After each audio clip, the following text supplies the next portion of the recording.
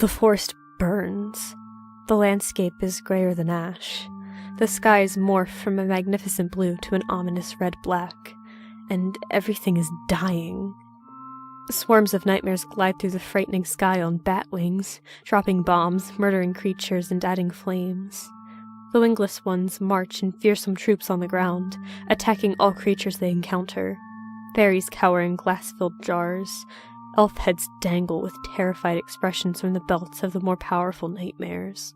Blood soaks the once emerald grass, coating every blade as the march continues. Dragons are shot out of the sky, their delicate scales showering everything, an ironic beauty.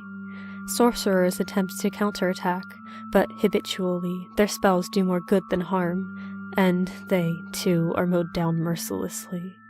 Gnomes plead and beg for their lives, but the nightmares decapitate them without batting an eye, or 7. The beach's golden sand is stained crimson. The water-type nightmares overpower the sea serpents, slashing their gills, and they bleed out in the depths of the darkening sea. Nymphs and mermaids are dragged to shore and mutilated for sport. Nightmares gleefully cut off mermaid tails and fry them like fish as the poor victims watch in their final moments. The unicorn darts, horrified through the hellish dream. He wishes so much that it wasn't real, any of it. What was the point of struggling to remain real if everyone was to meet such an end? He trips, having briefly overlooked the corpse at his hooves, because its fur matches the crimson of the ground. He sees the wings and backs away. Looking around frantically, he begins to mad dash once more, abandoning his dear friend's corpse.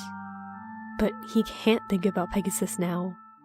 The unicorn should appreciate how little damage he's retained, but he can't. He'll join his fallen brethren, as it is the fate of a unicorn who's lost its horn. Maybe the nightmares left him alone after taking his pride, knowing the pain he'd endure. And it does hurt.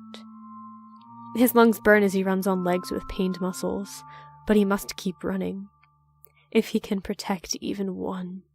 But his noble heart is failing.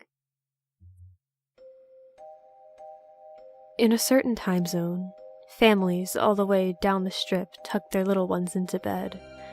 Some of the children are ordinary, but others are special. These children are bestowed the privilege of visiting the world of fantasies every night. They meet children there, just like them, and there's much fun to be had, until they wake up. But that comes later. With eager smiles on their innocent faces, they drift off, awaiting the pleasure sure to come. The unicorn gasps and wheezes frantically, barely getting to the arrival point as the children do. Observing their surroundings, they shriek, attacking hordes of nightmares. The unicorn collapses, his strength diminishing. Beyond his control, he throws up a mixture of blood and bile, which resembles a comforting rainbow. He feels small fingers trembling in his mane as the droves close in. Everything blackens.